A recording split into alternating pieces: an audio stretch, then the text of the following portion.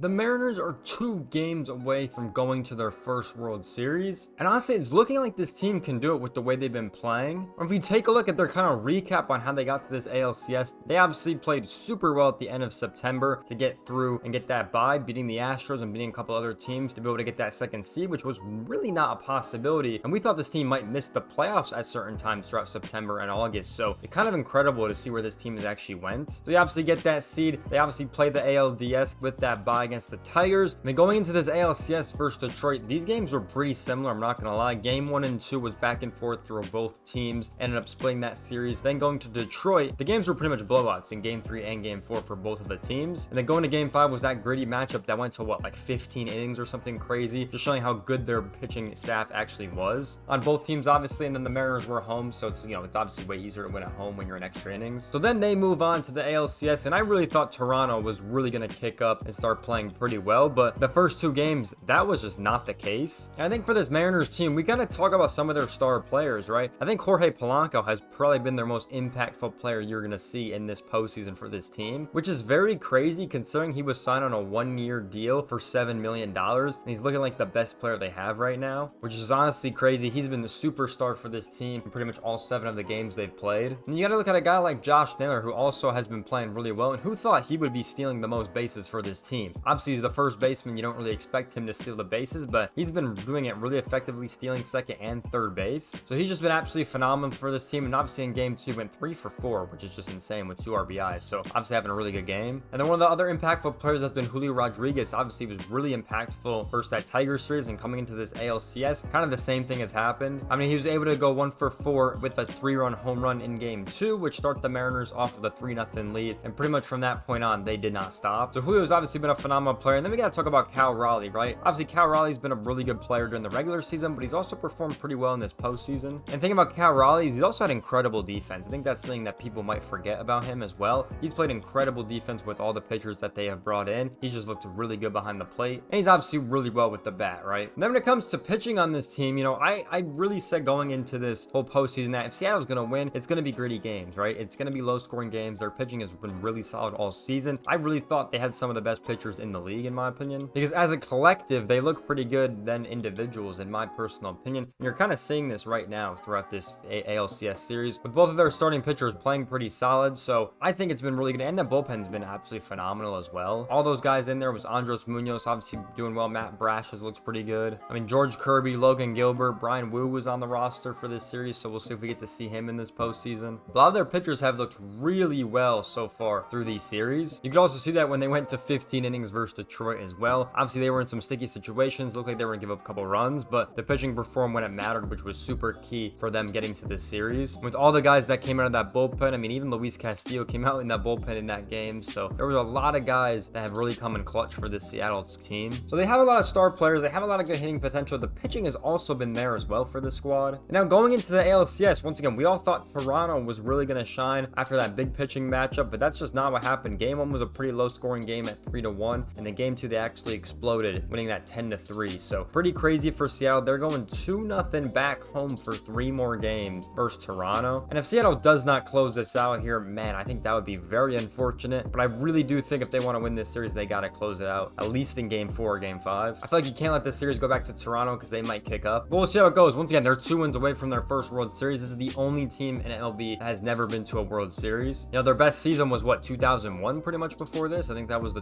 last time they went to the ALCS. They lost to the Yankees, unfortunately. But this time they got the 2-0 lead, looking like their best chance they've had in franchise history. So definitely be cool to see this team finally get to their first World Series. But can they do it is the big question. They're up 2-0, heading back to Seattle for 3, and then they have Toronto for 2 if it goes to game 6 and game 7. My personal opinion, I think Seattle is going to close this out in 5 or 6, in my opinion. I really do think they are going to be better than this Toronto team to actually get this stuff done. But I would definitely love to hear your guys' thoughts on this team and what you think is going to happen in this ALCS series, because if they do not go to the World Series being up 2-0, I mean, that would be a pretty bad choke. And I guess that would kind of align with their franchise history, but we'll kind of see what happens throughout this series. With that being said, what do you guys think is going to happen throughout this ALCS series? Let me know down below in the comment section. Do you think Seattle's going to win? Do you think Toronto's going to win? What do you think is going to happen? Both of the teams haven't been to the World Series in years. Toronto's last World Series was in the 90s when they went back to back, and Seattle's never been. So it's going to be pretty cool to have one of these teams actually in the World Series. But let me know in the comment section down below, what do you guys think is going to happen? And if you guys did enjoy this video, make sure you videos, like, comment, subscribe. I'll see you guys in the next one. Peace out, everyone.